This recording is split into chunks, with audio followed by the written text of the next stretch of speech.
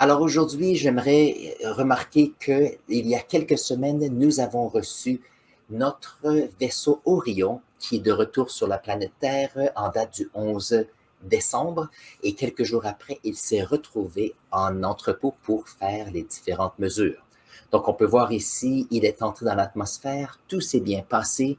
Ici, c'est une photo en surface et nous avons ici la capsule qui se retrouve en entrepôt pour faire les tests et ça, c'est en date du 14 décembre. Ici, le vaisseau a passé à peu près 25 à 26 jours dans l'espace, est allé en orbite autour de la Lune et maintenant elle revient. Elle est revenue, excusez. Et donc ça veut dire que maintenant, on va ouvrir la capsule, on va regarder le mannequin, on va regarder toutes les mesures importantes puis il y a eu comme données recueillies pour le décollage, pour le voyage jusqu'à la Lune.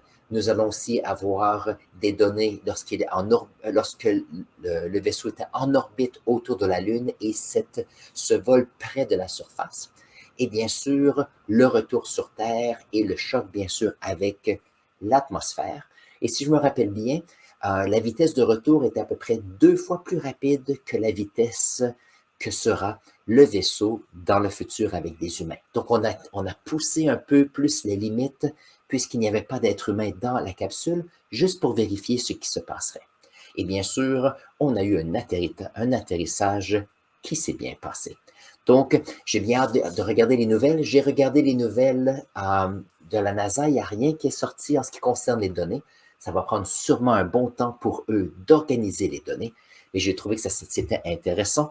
Et bien sûr, j'ai hâte à Artemis 2, qui est le prochain voyage, et on le planifie, si je me rappelle bien, vers 2024. Donc, ce sera quelque chose de fantastique. Nous avons Chilfra Fabé qui est avec nous ce matin. Bonjour, je suis content que tu sois avec nous. Et puis, bien sûr, je suis ici pour vous.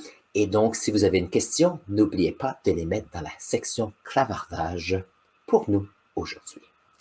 Alors ça, c'était notre premier sujet. C'est toujours intéressant de voir ce qui se passe en astronomie, et ça, c'est des projets. Et ceux qui grandissent, ceux qui sont au lycée, à l'école secondaire ou même aux universités, ce sont des applications des sciences qui sont actuelles. Donc, il y a plusieurs personnes ici qui auront des travaux, des projets qui se rapportent à ceci, et c'est fantastique. Si vous avez appris quelque chose d'intéressant aujourd'hui, n'oubliez pas de vous abonner à notre chaîne. Si vous avez des questions supplémentaires, mettez-les dans la section commentaires. Ça me fait toujours plaisir de les lire et les utiliser pour faire nos prochaines vidéos. Sur ce, prenez un instant et je vais mettre ici un lien pour une autre vidéo pour vous et on se voit dans la prochaine vidéo.